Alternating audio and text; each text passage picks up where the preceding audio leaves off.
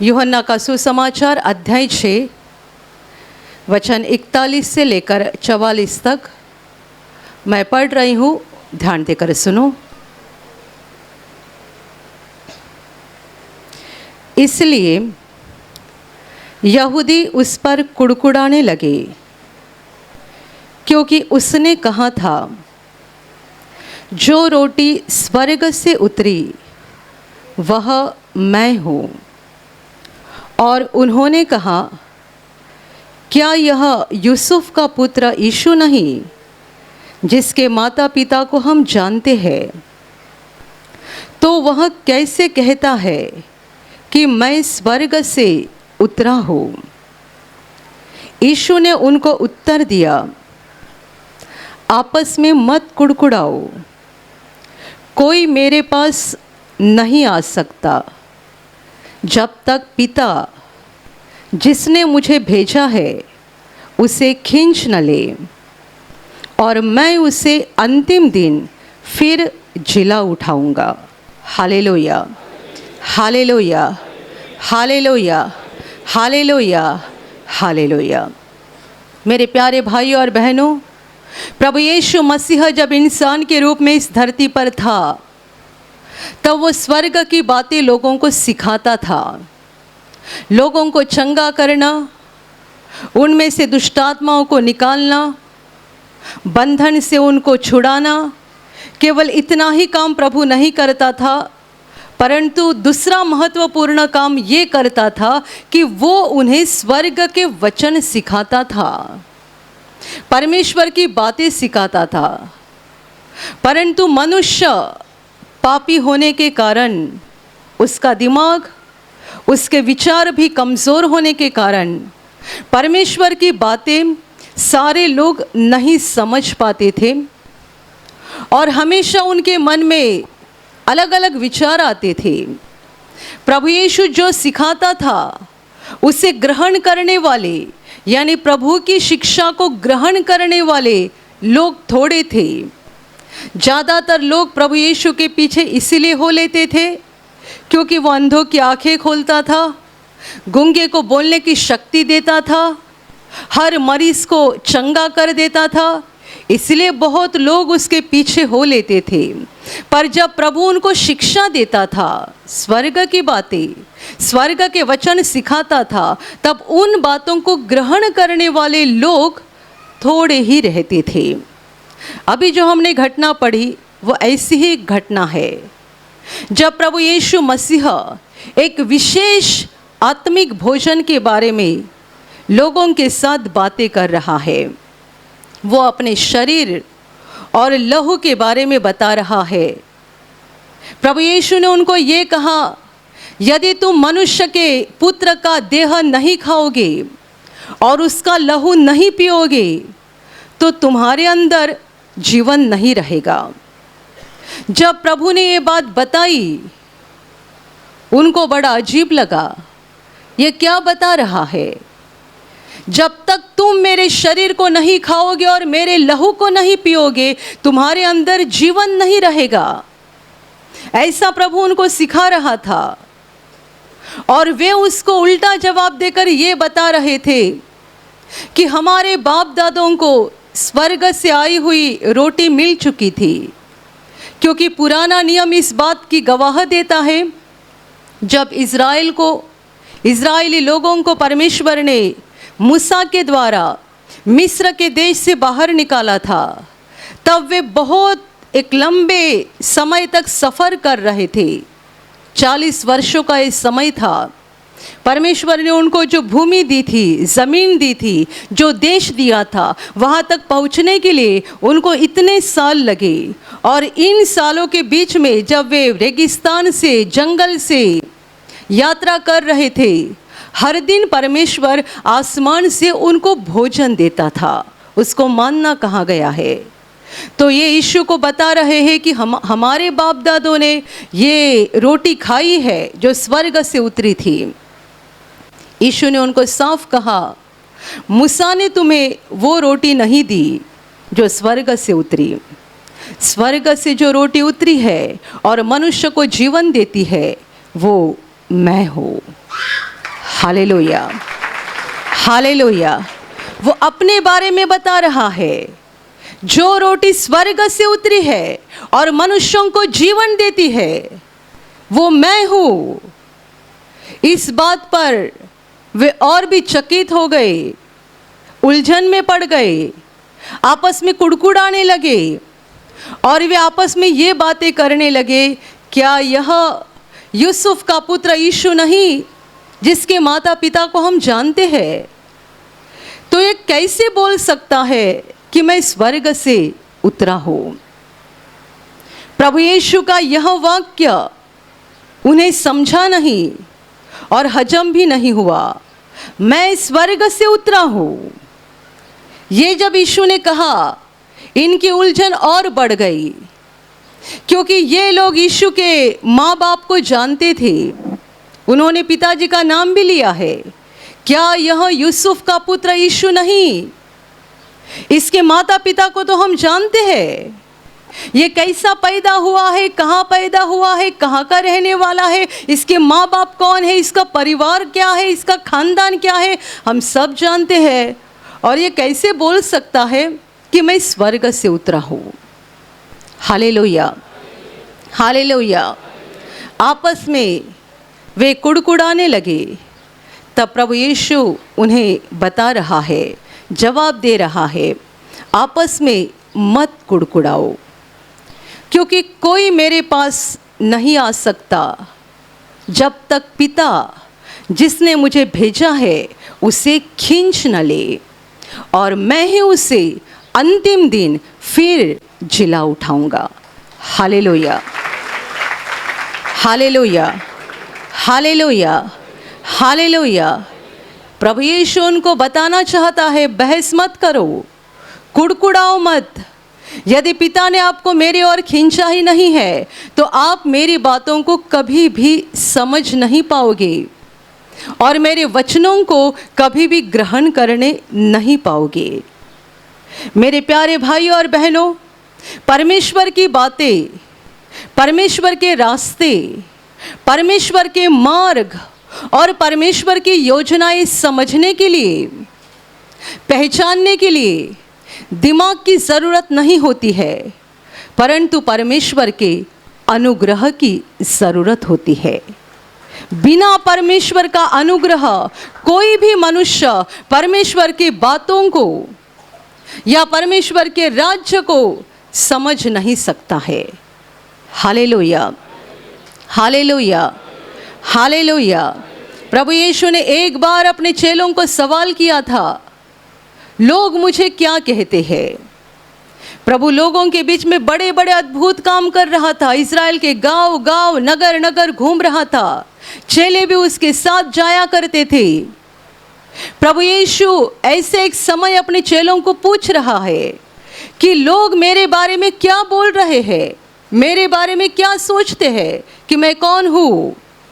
तब चेलों ने अलग अलग जवाब दिए।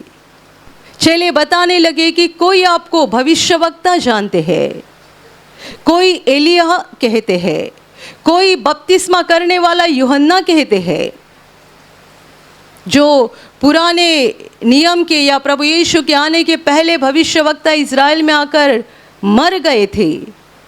उनके बारे में लोगों को लगता था कि उसी में से एक भविष्यवक्ता है जो जी उठा है, और इसीलिए उसके पास इतना बड़ा सामर्थ्य है कि वो अद्भुत काम कर रहा है।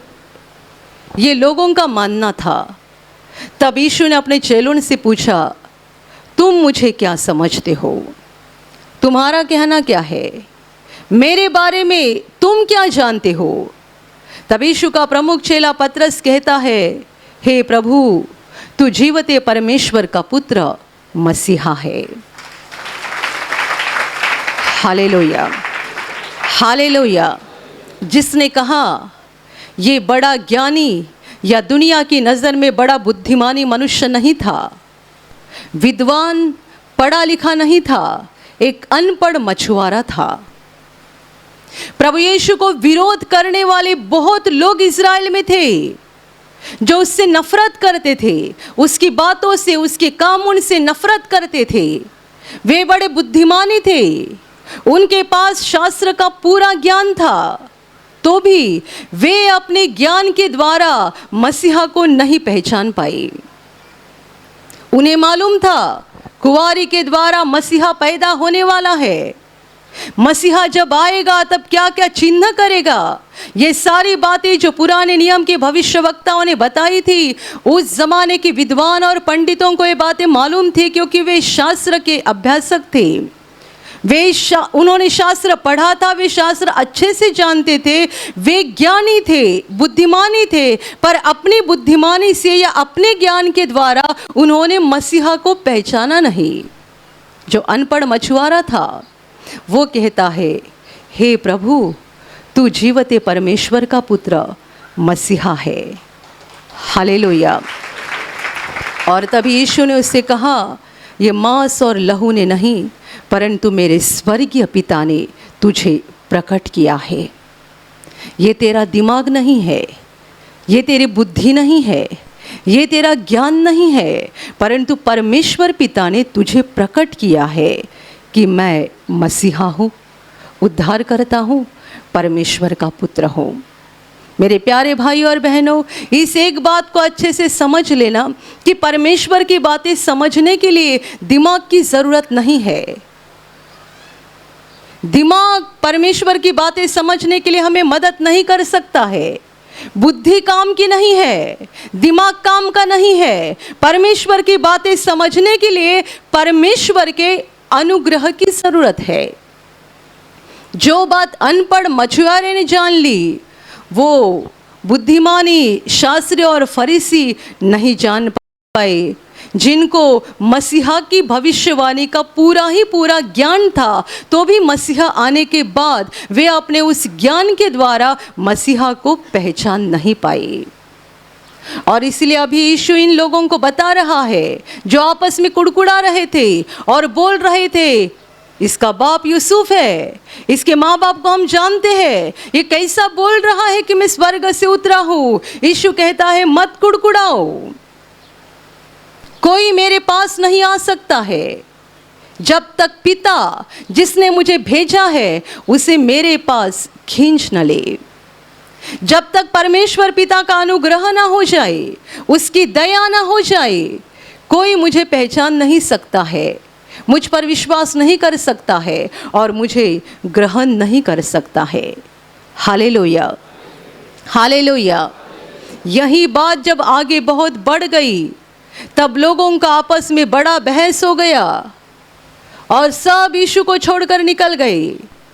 ये बताने लगे, ये कैसे कठिन बातें हैं, कैसे कठिन वचन है, कौन इसे ग्रहण कर सकता है, कौन इसे मान सकता है, कौन इस पर विश्वास कर सकता है। इन यहूदियों का प्रभु के साथ बहस हो गया और वे यीशु को छोड़कर निकल गए। बचे कौन? यीशु के 12 चेले।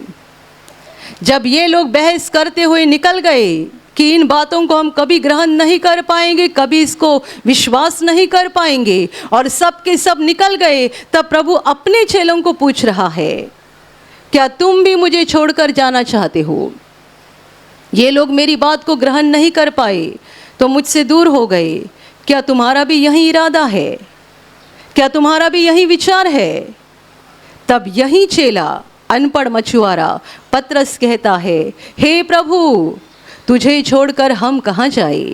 अनंत जीवन की बातें तेरे पास है। हालेलुया।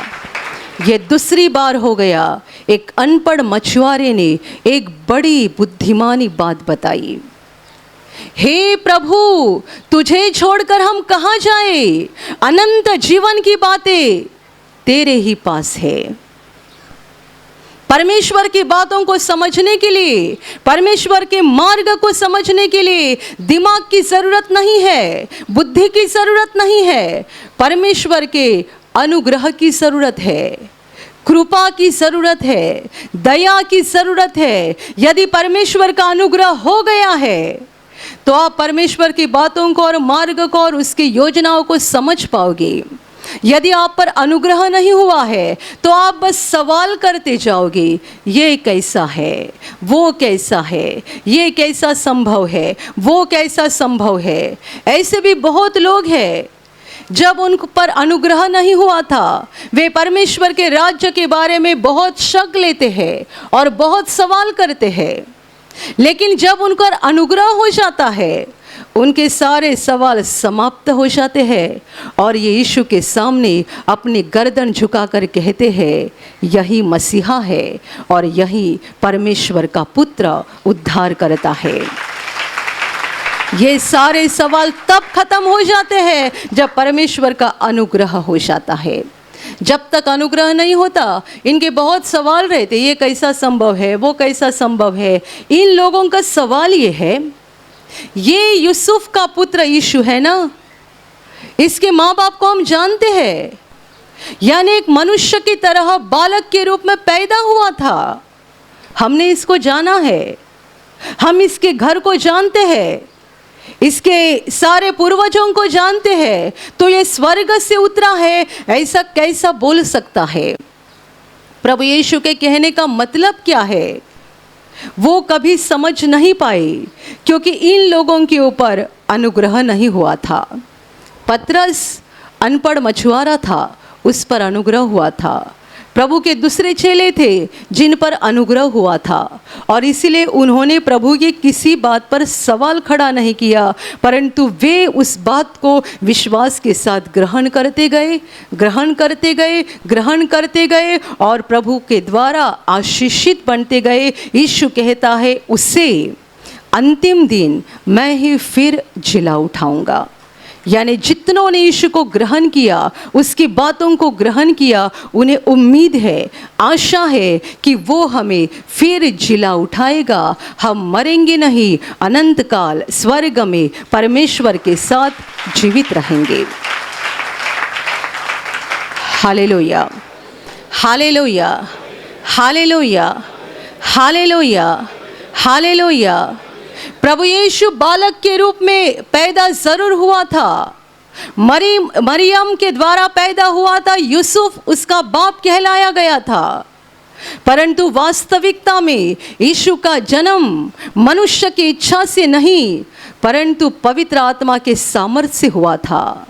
जब उसकी माता मरियम कुंवारी थी, तब स्वर्गदूत ने उसको दर्शन देकर ये कहा था कि परमेश्वर का पुत्र तेरे गर्भ में जन्म लेगा, और उसे बड़ा आश्चर्य लगा, ये कैसा संभव है, क्योंकि मैं तो पुरुष को जानती भी नहीं। तब स्वर्गदूत ने कहा था, पवित्र आत्मा का सामर्थ तुम्हारे ऊपर आ जाएगा और उस सामर्थ के द्वारा तुम गर्भवती बन जाओगी। कितने यहूदी लोगों को मालूम था कि यीशु का जन्म पवित्र आत्मा के द्वारा हुआ है। पवित्र आत्मा ने देह रूप धारण किया और यही देह रूप बालक बनकर धरती पर पैदा हो गया। कितने लोग जानते थे? नहीं जानते थे, और इसीलिए वे कुड़कुड़ाते थे, और इसीलिए उनको सारी बातें हजम नहीं होती थी। और अब तब से लेकर आज तक यही हो रहा है। मनुष्य पापी होने के कारण अपने दिमाग से वो परमेश्वर की बातों को समझ नहीं सकता है। ऐसी एक घटना और भी बाइबल में लिखी है। प्रभु यीशु के पास एक फरीसी आ गया जो यीशु पर विश्वास करना चाहता था। वो रात के समय आ गया ताकि कोई उसे ना देखे, क्योंकि उसके दूसरे लोग थे जो यीशु को विरोध करते थे। ये मनुष्य रात के समय यीशु को मिलने के लिए आ गया।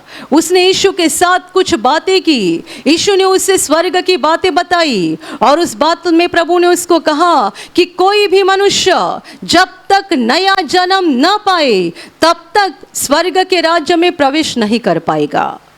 नया जन्म, नया जन्म। जब नया जन्म की बात हो गई, ये मनुष्य बड़ा आश्चर्यचकित हो गया और ये कहता है, यदि कोई बूढ़ा हो गया है तो कैसा संभव है कि वो अपने माँ के गर्भ में वापस जाकर दोबारा जन्म ले। जब यीशु ने नया जन्म की बात की, कोई मनुष्य जब तक नया जन्म नहीं पाता है तब तक वो अनंत जीवन में स्वर्ग में प्रवेश नहीं कर सकता है। नए जीवन की बात आते ही उलझन में पड़ गए और पूछने लगे कि यदि कोई बूढ़ा हो गया है तो कैसा संभव है कि माँ के गर्भ में जाकर दोबारा जन्म ले। यीशु ने कहा, तुम इज़राइल के गुरु होकर भी क्या इस बात को नहीं समझ सकते हैं? वो फरीसी था। यीशु कहता है तुम इज़राइल के गुरु हो, इज़राइल को सिखाने वाले लोग हो, और इज़राइल के गुरु होकर भी तुम इस बात को नहीं समझ सकते हो। नया जन्म इसका मतलब ये नहीं शरीर का जन्म नहीं, आत्मा का जन्म। यीशु आत्मा के जन्म की बात कर रहा था।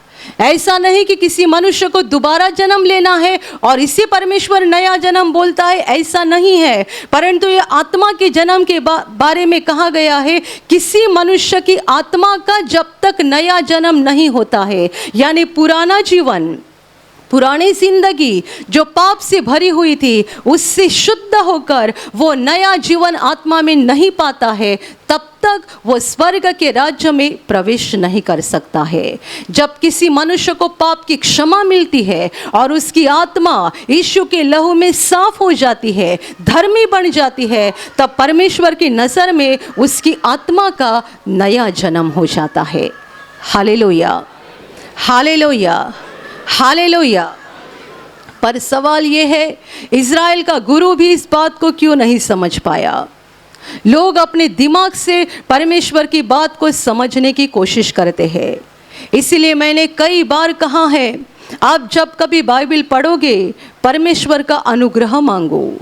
आप अपने दिमाग से परमेश्वर के वचनों को समझने की कोशिश ना करो।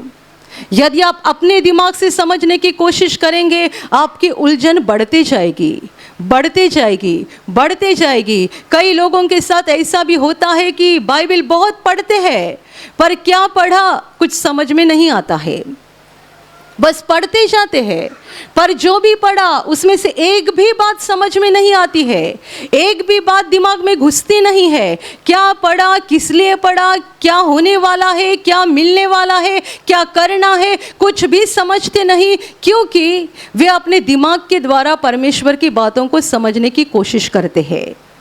हमारा दिमाग, हमारी बुद्धि श्रापित है, पापी है, तो हम इसके द्वारा परमेश्वर की बातों को नहीं समझ सकते हैं। यीशु ने कहा है, जब तक पिता जिसने मुझे भेजा है वो खींच न ले। यदि आप यहाँ सुनने वाले यीशु को ग्रहण कर रहे हैं, यीशु के बातों को स्वीकार कर रहे हैं, यह आप अपने दिमाग से नहीं कर रहे हैं, परंतु स्वर्ग से परमेश्वर का अनुग्रह आपके ऊपर हो गया है, जिसके द्वारा आप इन बातों को ग्रहण करते हैं। Hallelujah, hallelujah, hallelujah. परमेश्वर के राज्य में बहुत बातें हैं और सारी बातें परमेश्वर के अनुग्रह के द्वारा ही समझ में आती है, दिमाग से कुछ नहीं समझ में आता। पर सबसे बड़ी बात, यीशु के बारे में, मुक्तिदाता के बारे में, उद्धारकर्ता के बारे में कोई अपने दिमाग से इस बात को समझ नहीं सकता है। 2000 वर्ष पहले वो संसार में आया था, इज़राइल के यरूशलेम में, वो वहाँ मर गया, तीसरे दिन जीवित उठा, स्वर्ग में चला गया। आज हम उसके नाम पर विश्वास करेंगे। हमने आज पाप किए, हमें पापों की क्षमा कैसे मिलेगी? वो जब क्रूस पर मरा तब हम धरती पर पैदा ही नहीं हुए थे। जब उसने मानवता के पापों को उठाया अपने ऊपर, तब हमने पाप ही नहीं किया था, क्योंकि हम पैदा ही नहीं हुए थे, हमारा जन्म ही नहीं हुआ था, हमने पाप ही नहीं किए थे। परंतु परमेश्वर का वचन कहता है कि यीशु ने हम सबों के पापों को उठाया है। आप दिमाग से समझने जाओगे, सालों साल बीतते जाएंगे, आप उलझन में पड़ोगे, उलझन बढ़ते जाएगी, आपके सवाल का हल कभी निकलेगा नहीं और आप आपके सवाल में ही ख़त्म हो जाओगे। यदि आपके ऊपर परमेश्वर का अनुग्रह हो गया, आप इस बात को बड़ी आसानी से ग्रहण करोगे, आपके पापों का पश्चाताप करोगे, परमेश्वर आपको क्षमा करेगा, और जैसे ही परमेश्वर आपको क्षमा करेगा, आपकी आत्मा में स्वर्ग की शांति आ जाएगी और आप महसूस करोगे कि मेरे आत्मा के ऊपर का बोझ निकल गया है और परमेश्वर ने मुझे स्वीकार कर लिया है। Hallelujah, hallelujah, hallelujah. हर मनुष्य जिसे पापों की क्षमा मिलती है, उसे तुरंत अपनी आत्मा में इस बात का अनुभव होता है कि परमेश्वर ने मुझे क्षमा किया है और ग्रहण किया है।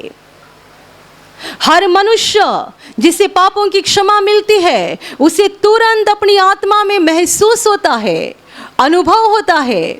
कितने सारे लोग कहते हैं प्रार्थना के बाद बहुत हल्का लगने लगा, और यह अनुभव ज़्यादातर लोगों को निवासी शिविर में आता है।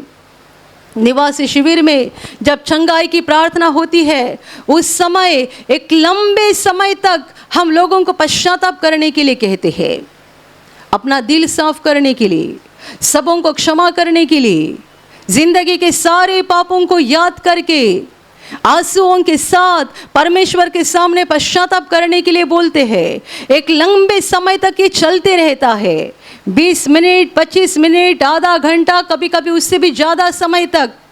प्रार्थना खत्म होती है, लोग कहते हैं लगता है कुछ तो बदल गया, लगता है कुछ तो हल्का हो गया, लगता है आत्मा में एक बड़ी शांति आ गई। क्या हो गया? आप उसी जगह पे खड़े हो, उसी कुर्सी पे बैठे हो, आप जाकर नहाकर भी नहीं आए, तो आपको फ्रेश कैसा लगने लगा? अच्छा कैसे लगने लगा? हल्का कैसे लगने लगा? आपको नहाया गया। ये शरीर का नहाना नहीं, आत्मा का नहाना है। यीशु के लहू के द्वारा आपकी आत्मा को साफ किया गया। जब आपने आंसुओं के साथ पश्चाताप किया, यीशु के क्रूस के बलिदान पर विश्वास किया और अपने पापों की क्षमा मांगी, परमेश्वर का अनुग्रह हो गया। परमेश्वर ने आपके पापों को माफ कर दिया, और जैसे परमेश्वर ने आपको क्षमा किया और ग्रहण किया, वैसे ही आपको हल्का लगने लगा, क्योंकि इतने साल पापों का बोझ लेकर चल रहे थे। परमेश्वर वो बोझ उठाकर फेंक देता है। हम महसूस करते हैं आत्मा में शांति आ गई। Hallelujah, hallelujah, hallelujah, hallelujah. ये सारी बातें दिमाग से नहीं समझी जाती है। यीशु कहता है आपस में मत कुड़कुड़ाओ, कुड़कुड़ाओ मत, बहस मत करो, इससे आप कुछ नहीं जानोगे, कुछ नहीं समझोगे। यदि आपकी समझ में कुछ नहीं आ रहा है तो परमेश्वर के पास अनुग्रह मांगो, वो अनुग्रह करेगा तो आप जानोगे। यदि उसने अनुग्रह नहीं किया तो आप उसके रास्ते की, उसके मार्ग की, उसकी योजना की कोई भी बात समझ नहीं सकते हैं। Hallelujah, hallelujah. जो बात अनपढ़ पतरस ने समझी कि ये मसीहा है, ये परमेश्वर का पुत्र है, जो बात इस अनपढ़ मनुष्य ने जानी कि अनंत जीवन की बातें इसी के हाथ में है, हम जाएंगे जाएंगे जाएंगे, कहाँ जाएंगे? अंत में हमें उसी के सामने खड़ा होना है, हमें उसी के सामने खड़ा होना है। हम भागकर कहाँ जा सकते हैं? इतनी महत्वपूर्ण बात, जीवन की बात एक अनपढ़ मछुआरे ने समझ ली। इज़राइल की बुद्धिमानी और ज्ञानियों ने नहीं जानी, क्योंकि वे अपने ज्ञान के द्वारा परमेश्वर की बातों को समझने की कोशिश कर रहे थे। Hallelujah, hallelujah, hallelujah. आप जब भी बाइबल पढ़ते हैं, आपकी समझ में कुछ आता नहीं है, आप पवित्र आत्मा से सहायता मांगो। परमेश्वर से कहो मेरी आत्मा की आंखें खोल दे, मेरे ऊपर अनुग्रह कर, ताकि मैं तेरी इस बातों को समझ सकूं, मैं तेरे इस मार्ग को समझ सकूं। ऐसे बहुत लोग हैं जो पहले परमेश्वर के वचनों को समझते नहीं थे, बाइबल पढ़ते थे, समझ में कुछ आता नहीं था, लेकिन जब उन पर परमेश्वर का अनुग्रह हो गया, अभी वे बाइबल पढ़ते हैं, समझ में आता है। परमेश्वर की सारी बातें आत्मिक बातें हैं। दिमाग, बुद्धि इन आत्मिक बातों को नहीं समझ सकती है, और इसीलिए हमें ज़रूरी है कि हमें परमेश्वर का अनुग्रह प्राप्त हो जाए। बाइबल पढ़ते हैं, परमेश्वर का अनुग्रह मांगो। आपके जीवन में जो भी होता है वो भी समझने के लिए परमेश्वर का अनुग्रह मांगो। कितने बार समझ में नहीं आता, मेरे जीवन में ये क्यों चल रहा है, मेरे साथ ऐसा क्यों हो रहा है। मैंने विश्वास किया है, मैं प्रार्थना करती हूँ, मैं बाइबल पढ़ती हूँ, मैं हमेशा प्रार्थना सभा में सहभाग लेता हूँ, लेकिन मेरे साथ ऐसा क्यों हो रहा है। आपको ज़रूरत है परमेश्वर के अनुग्रह की। परमेश्वर हमारे साथ जो भी करता है दिमाग से नहीं समझ सकते, परमेश्वर के अनुग्रह के द्वारा समझ सकते हैं। Hallelujah, hallelujah. इसीलिए तो गए 2000 वर्ष से यीशु का काम संसार में शुरू है। 2000 वर्ष पहले वो मनुष्य रूप में था, आज मनुष्य रूप में नहीं आत्मा के रूप में है, लेकिन उसका काम चल रहा है। वो चंगाई कर रहा है, छुटकारा दे रहा है, लोगों को शैतान के बंधन से मुक्त कर रहा है। तो भी उस पर विश्वास करने वाले और उसके पीछे चलने वाले लोग थोड़े हैं। यीशु के पास आने वाले लोग बहुत हैं, पर विश्वास में बने रहने वाले लोग थोड़े हैं। लोग आते क्यों है? चंगाई पाने के लिए। आते क्यों है? छुटकारा पाने के लिए। कोई तो आशीष पाने के लिए बहुतायत से आते हैं, चंगाई होती है, छुटकारा मिलता है, जो आशीर्वाद चाहिए वो मिल जाता है, उसके बाद धीरे से निकल जाते हैं। क्यों? आगे चलकर परमेश्वर की जो बातें हैं उस बातों को वे ग्रहण नहीं कर सकते। Hallelujah, hallelujah, hallelujah. मेरे प्यारे भाइयों और बहनों, हर दिन परमेश्वर का अनुग्रह मांगो। प्रभु यीशु कहता है, मेरे पिता ने खींचे बगैर कोई भी मेरे पास नहीं आ सकता है।